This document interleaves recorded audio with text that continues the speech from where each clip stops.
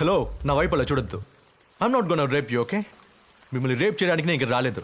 నేను మీలాగా తడవకుండా ఉండడానికి వచ్చిన వ్యక్తిని, చలికి ఉణుకుతున్న ఒక వ్యక్తిని, ఓకే? అంత వణుకుతుంటే హాఫ్ కొట్టి చావచ్చుగా. మోహన్ చూడు.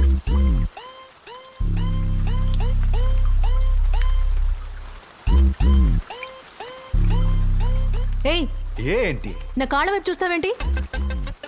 నీ కాళ్ళని చూస్తే మూడొచ్చేంత సెక్స్గా ఏం లేవు, కానీ నా కోపం తెప్పించొద్దు. మూసుకొని నుంచో. స్కర్ట్ వేసుకొని వచ్చి కాళ్ళు చూసావా, కీళ్ళు చూసావా? మోహన్ చూడు. షిట్. ఇలా వీళ్ళ మీద బురద కొట్టుకుంటూ వెళ్ళిన కారు ఆడి కార్.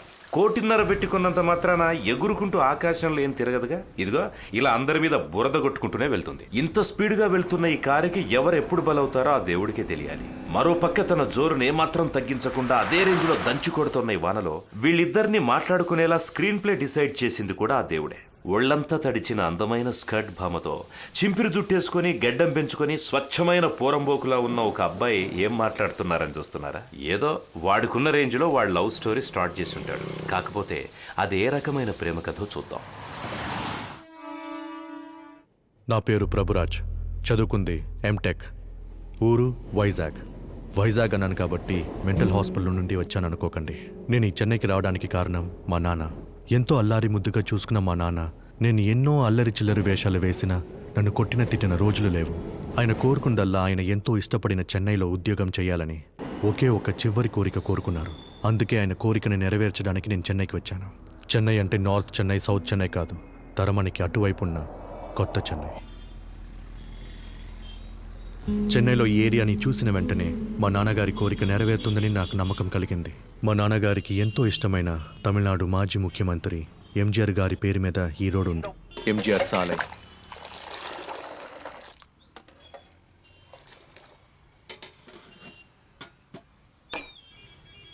ఇక నా చదువుకి తగ్గ ఉద్యోగం రాకపోయినా మా నాన్నగారు కోరిక తీర్చే ఉద్యోగం దొరికింది. అది ఒక కాల్ సెంటర్లో. Hi, thanks for calling Jonex. This is Thomas here. How can I help you, sir?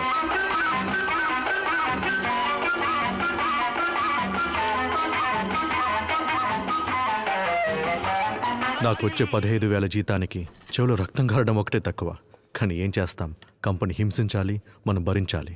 నాకు జరిగిన మంచి విషయం ఏంటంటే మా ఆఫీస్కి ఎదురుగా ఉన్న ఆఫీస్లో ఐటీలో సాఫ్ట్వేర్ ఇంజనీర్గా పనిచేస్తున్న సౌమ్య, అపురూపమైన సౌమ్య. తనలో అపురూపం ఏంటంటే ఆ ఎంజీఆర్ రోడ్లో జీన్స్కి లాంగ్ టాప్ వేసిన ఆ కాలపు బి సరోజాదేవి తను మాత్రమే. అది మాత్రం కాదు, చుడిదార్కి దుపట్టా వేసిన వైజయంతిమాల కూడా తనే.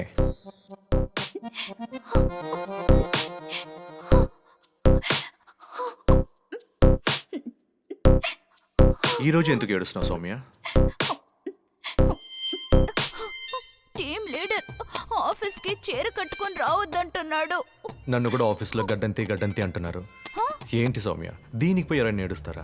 గడ్డం తీసేస్తావా? ఏ, నీకు నచ్చిందా? లేదు, గడ్డం తీసేస్తే ఇంకా చండాలంగా ఉంటావు, తీయకు. కొట్టానంటే చూడు. అంత లేదు బాబు. Sir coffee.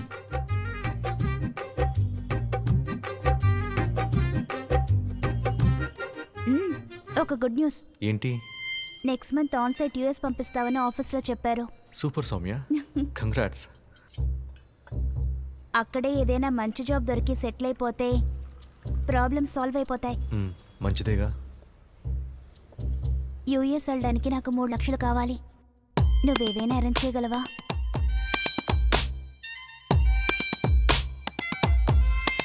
డబ్బు లోపల పెట్టు. ఇంత డబ్బు? నువ్వు అడిగితే 3 లక్షలేంటి, 3 కోట్లైనా 3 సెకండ్లు తెచ్చే కెపాసిటీ ఉంది ప్రభుకి. 30 రోజులు ఎందుకు పట్టిందో? హలో మేడం, తమకి డబ్బులు పడతాయి.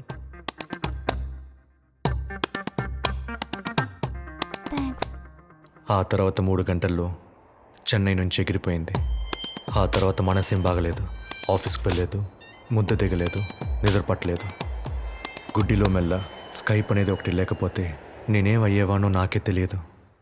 అమెరికా వెళ్ళి కూడా ఎందుకు ఏడుస్తున్నావు నా అపురూప సౌమ్య? నాకు రాత్రి నిద్ర పట్టడం లేదు. నన్ను చాలా మిస్ చేస్తున్నావా? లేదు, జెట్ లాగ్. ఓసి పెరిగిదానా? నేను రాత్రిలో కాల్ సెంటర్లో పనిచేస్తున్నాను, దీనికి ఎవరైనా ఏడుస్తారా? బాబు, నువ్వు దేనికి ఏడవు కదూ. ప్రభు, నేను ఏడిపించి తీరుతాను. సరే, కళ్ళు తుడుచుకొని వెళ్ళి నిద్రపో. నాకు నిద్ర వస్తుంది. పడుకోకు. మాట్లాడు. నాకు నిద్ర వస్తుంది, పడుకుంటా. నీతో పగలంతా మాట్లాడి రాత్రుల్లో నాకు నిద్ర రావట్లేదు. ఇంకొంచెంసేపు మాట్లాడు. ఓయ్ కోతి, వెళ్ళి పడుకో. రేపు నాకు చాలా ఇంపార్టెంట్ పనులు ఉన్నాయి. నాకు నిద్ర వస్తుంది. ఇంకొంచెంసేపు మాట్లాడు. నువ్వే సెల్ఫిష్. పడుకో. Good night. సౌమ్య, సౌమ్య, ఏంటి కొత్తగా లిప్స్టిక్ వేసుకున్నావు? బాగుంది కదా? ఏంటి హెయిర్ స్టైల్ కూడా మార్చేసావు? ఇక్కడ జళ్ళు వేసుకుంటే విచిత్రంగా చూస్తున్నారు. ఇలాంటి టాప్ వేసుకున్నావేంటి? దీనికి షాక్ తింటే ఎలా? ఇప్పుడు చూడు. టైం కనపడటం లేదా? ఉండు. ఓకే. ఎంజిఆర్ రోడ్లో ఉన్నంత వరకు అంజలిదేవిగా, సరోజాదేవిగా, వైజయంతిమాలగా ఉన్న నా అపురూపమైన సౌమ్య ఆన్ సైట్కి వెళ్ళిన వెంటనే చెప్పు ప్రభు. హీరోయిన్లా మారిపోయిందంటే నన్ను నేను నమ్మలేకపోతున్నాను. ఏ ఫుల్లుగా కప్పుకొని వచ్చిన చొంక ఖర్చుకొని చూడడానికి ఇది మనోరా? అదంతా ఇక్కడేం ప్రాబ్లం కాదు. బాబు ప్రభు, ఒక నిమిషం నేను చెప్పేది విను. నేను ఇప్పుడు ఒక ఫ్రెండ్తో ఉన్నాను, తర్వాత మాట్లాడతాను. ప్లీజ్ ప్రభు, చెప్తే అర్థం కదా? నేనే ఫోన్ చేస్తానని చెప్తున్నాను కదా. నేనే ఫోన్ చేస్తానని చెప్పింది, కానీ తను ఫోన్ చేయడానికి చాలా రోజులు పట్టింది. బాయ్. ఇప్పటికీ ఫోన్ చేయాలనిపించిందా? నీకో విషయం చెప్తాను, ప్రశాంతంగా విను. చెప్పు. అది ఇక్కడ ఇంకా జాబ్ దొరకలేదు. నువ్వు ఇచ్చిన 3 లక్షలు ఎలా తిరిగి ఇవ్వాలో తెలియడం లేదు. ఇంట్లోనూ ప్రాబ్లం. అదేం ప్రాబ్లం లేదు, నువ్వు ఇక్కడికి రా, చూసుకుందాం. నీకు ముఖ్యమైన విషయం చెప్తాను, కోపం తెచ్చుకోకుండా ఉంటావా? ఏంటి? నేను ఒక ఆయన ఇక్కడ కలిశాను, ఇండియనే. ఆయన నన్ను పెళ్లి చేసుకుంటానంటున్నారు. ఆయనకి సిటిజన్షిప్ కూడా ఉంది. జోక్ చేయదు సౌమ్య. సీరియస్ గానే చెప్తున్నాను. నేను అతన్ని చేసుకుంటే ప్రాక్టికల్ గా ప్రాబ్లమ్స్ అన్ని సాల్వ్ అవుతాయి. ఏంటి బొంగులో ప్రాక్టికల్? సౌమ్య, నా మాట విను. నువ్వు రా, నేను చూసుకుంటా. సరే ప్రభు, నీకు తర్వాత కాల్ చేస్తాను. నాకు చాలా సౌమ్య ఆగు. సౌమ్య ఒక నిమిషం. హలో. పోయే నీ అమ్మ. ఆ క్షణం నుండి తను నాకు ఫోన్ చేయడం మానేసింది. నేను ఫోన్ చేసినా తన ఫోన్ స్విచ్ ఆఫ్ వస్తుంది. తనతో ఎలాగైనా మాట్లాడాలని తన ఫ్రెండ్తో ఫోన్ చేయిస్తే వాళ్ళతో సౌమ్య నీకు అంతనంత దూరం వెళ్ళిపోయింది, తనకి ఇంకెప్పుడు ఫోన్ చేసే ప్రయత్నం కూడా చేయొద్దని చెప్పించింది. ప్రేమతో నేను పంపిన మెయిల్స్ అన్నీ బౌన్స్ అయ్యాయి. ప్రాణానికి ప్రాణంగా ప్రేమించిన అమ్మాయి ఒక్కసారి దూరం అవుతే ఆ ప్రేమికుడు గుండె ఆగిపోతుంది. ప్రేమలో ఓడిపోయే ప్రతి వీర ప్రేమికుడు ప్రాణాలు వద్దనుకుంటాడు. అటువంటి ప్రేమికులు చావుకై ఎదురు చూసి ఏకైక ప్లేస్ చెన్నైలోని తరమణి రైల్వే స్టేషన్.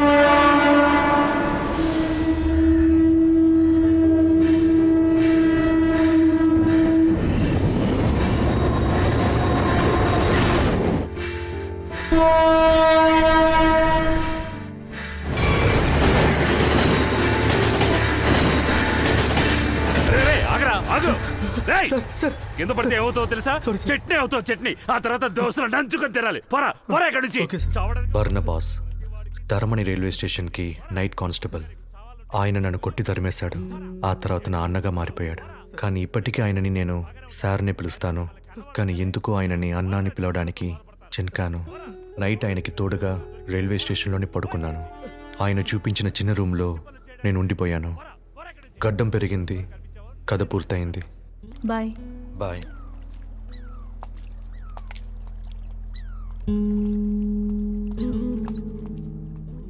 హలో, నన్ను తోయమంటారా? ఓకే. రయ్యమంటూ దూసుకుపోయిన ఆడిగాడి వేగానికి బలైపోయిన దురదృష్టవంతుడు ఇతనే. పేరు రవి, ఊరు నెవార్డ్. కొన ఊపిరితో కొట్టుకుంటున్న ఇతని ప్రాణం ఏ క్షణాన ఆగిపోతుందో మనకు తెలీదు. అతను చనిపోతే ఆ చావు కబురు అతని భార్య పిల్లలకు అందుతుందో లేదో కూడా తెలియదు. ఇప్పుడు ఈ చావు వార్తలు మనకెందుకులేండి. చనిపోతున్న ఆ వ్యక్తి పనిచేసిన బిల్డింగ్ నుంచి మనం తారామణి కథలోకి వద్దాం. See, love is just a part of life. Celebrate life. Be happy. Move on. మీకు నేను నా కథ చెప్పింది అడ్వైస్ తీసుకోవడానికి కాదు. మీరు లేకపోతే ఆ బస్ స్టాండ్కి చెప్పేవాడిని, రాయికి చెప్పేవాడిని, ఆ వానికి చెప్పేవాడిని. I don't like advices. So See, ఈ మోడర్న్ లైఫ్లో లవ్ ఫెయిలియర్ అంటే క్లీన్గా షేవ్ చేసుకుని, ఫ్రెష్గా ఫోటో తీసుకుని, ఫేస్బుక్లో అప్లోడ్ చేసి, స్టేటస్ని సింగిల్ అని మార్చుకుంటేనే లవ్ ఫెయిలియర్. ఇలా గడ్డం పెంచుకోవడం మరీ old fashioned. This is not advice, just an update. చాలా థ్యాంక్స్ అండి. Thanks for your update. Madam, బండి రెడీ. ఓ, థ్యాంక్స్.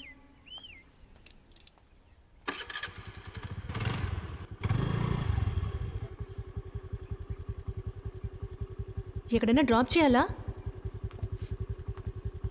హలో, నేను జస్ట్ ఫార్మాలిటీకి అడిగాను. నేను బండి నెడతానని ఒక ఫార్మాలిటీగా అడిగాను. నెట్టుకుంటూ వచ్చాను కదా 2 కిలోమీటర్స్. పదండి.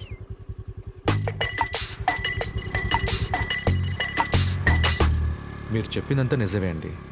ఈ గడ్డం, ఈ డ్రెస్సింగ్ లవ్ ఫెయిలియర్ మాత్రమే కాదండి. నేను ఒక థీఫ్, దొంగని. ఆ 3 లక్షలు ఇచ్చానని చెప్పాను కదా, ఎలా ఇచ్చానని చెప్పానా?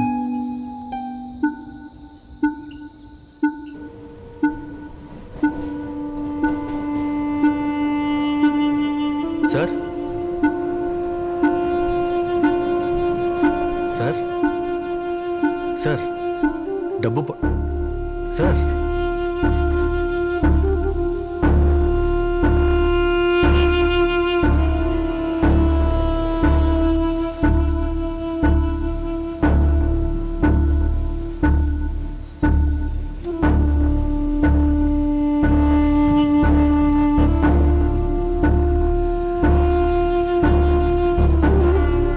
దొంగలించడమే తప్పు, అందులోనే ఇంకొకరి కోసం దొంగలించడం ఇంకా పెద్ద తప్పు. అందులోనే ఇంకొకరు తిరిగి ఇచ్చేస్తారన్న నమ్మకంతో దొంగలించడం అంతకన్నా చాలా పెద్ద తప్పు. నేను ఈ రోజు వరకు ఆ డబ్బుని మళ్ళీ తిరిగి ఇవ్వలేకపోయాను. బ్రతుకంతా దొంగన్న ముద్రతో బ్రతకడం ఎంత బాధగా ఉంటుందో దొంగలిస్తేనే తెలుస్తుంది. నేను సెకండ్ స్టాండర్డ్ చదివేటప్పుడు నా ఫ్రెండ్ దగ్గర ఒక రబ్బర్ దొంగతనం చేశాను. జాస్మిన్ వాసన వచ్చి పింక్ కలర్ రబ్బర్. 3 రూపాయలు, 3 లక్షల రూపాయలు. దొంగతనమే. నేను నా ఆశ కోసం దొంగిలించాను, నువ్వు నీ అవసరం కోసం దొంగిలించావు. అది కూడా తిరిగిచ్చేయాలి అనుకునేగా. It's okay, shit happens in life, you have to move on.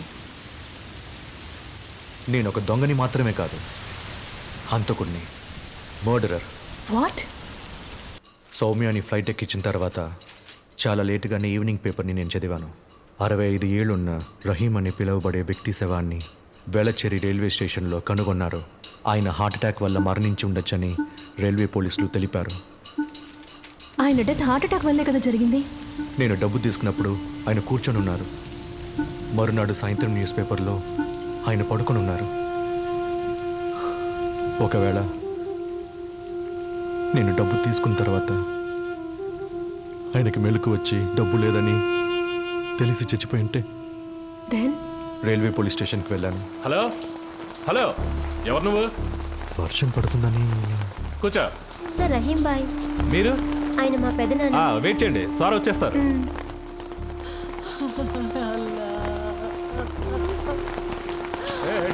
ఎక్కడ తీసుకున్నావయ్యా? పీసు లేదు, రైస్ మాత్రం ఉంది. కొట్టు మార్చు.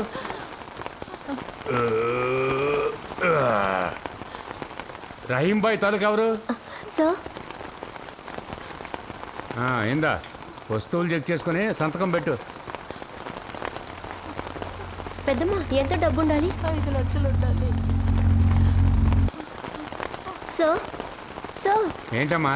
సార్ 5 లక్షలు ఉన్నాయని చెప్పారు, ఇందులో 5,000 ఉన్నాయి సార్. మరి ఆ డబ్బంతా ఎక్కడా? ఇది బాగుందే, దొంగ లెటర్ రాసి మరీ దొంగలించాడే. నన్ను క్షమించండి సార్, 3 లక్షల రూపాయలు తీసుకున్నాను. ఈ 3 లక్షల రూపాయలతో నా జీవితమే మారిపోతుంది. 3 నెలల్లో తిరిగి ఇచ్చేస్తాను. మీ అడ్రస్ నోట్ చేసి పెట్టుకున్నాను సార్, క్షమించండి. ప్రభురాజ్ పేరు కూడా రాసి పెట్టాడయ్యా. మనకనే జగజ్జంతులా ఉన్నాడు. అవునవును, ఆ నోట్లు కట్టినట్టి. ఆ నోట్లు ఏమైనా నొక్కేసావా? 1.95 అలాగే ఉంది. అయితే ఇన్సుకి 75, ఎస్ఐకి 25, మిగిలింది మన ముగ్గురికి సర్దేయండి. ఎలాగో ఈ నెల మందులకు వచ్చినప్పుడు డబ్బులు వచ్చేసాయి. ఈశ్వర. ఇందు మూలంగా యావత్ ప్రజానికానికి తెలియజేయనదేమనగా, ప్రస్తుతం మన సమాజంలో ఒక సామాన్యుడిని ఒక దొంగోడు దోచుకోవడం, ఒక దొంగోడు నుంచి పోలీసులు దోచుకోవడం, పోలీసుల నుంచి వైద్యం పేరుతో హాస్పిటల్స్, డాక్టర్స్ దోచుకోవడం. జై ప్రజాస్వామ్యం. థ్యాంక్స్. మా ఇల్లు ఇటువైపు, మీ ఇల్లు ఎక్కడా? నా రూమ్ ఆ ఆరెంజ్ బిల్డింగ్ పక్కన యాస్బెస్టస్ వేసిన బ్లూ కలర్. హలో, మీకెందుకండి నా రూమ్ గురించి? మీరు ఎవరో తెలియని స్ట్రేంజర్ కాబట్టి నా కథ మొత్తం మీకు చెప్పాను. ఇక మీరు నన్ను తెలియకుండా చూసినా తెలిసినట్టు బిహేవ్ చేయొద్దు ప్లీజ్. బాయ్. హలో, నీకు అడ్వైజ్లు ఇస్తే నచ్చదని తెలుసు, అయినా 3 అడ్వైజ్లు ఇస్తా. ఏంటవి? 1, ఇంకెప్పుడు నాలాంటి స్ట్రేంజర్స్కి నీ కథల్ని చెప్పుకో. ఎందుకంటే అందరూ నాలాగా మంచి వాళ్ళుగా ఉంటారని మాత్రం అనుకోకు. ఓ, తర్వాత? 2, నువ్వు మాత్రం దొంగిలించలేదు, ఆ పోలీసులు దొంగిలించారు, నేను దొంగిలించాను. లోకంలో ఉన్న వాళ్ళందరూ తెలుసో తెలియకో ఒకళ్ళ చావుకి ఇంకొకళ్ళు కారణం అవుతుంటారని తెలుసుకో. So you should just move on, అంతే కదా? Okay, bye. ఉండు, ఇంకొకటి ఉంది. చెప్పు. ఇక నుంచి నువ్వు సిగరెట్ కాల్చొద్దు. ఏ క్యాన్సర్ వస్తుందా? కాదు, నీకు కాల్చడం రావట్లేదు, అందుకే. బాయ్.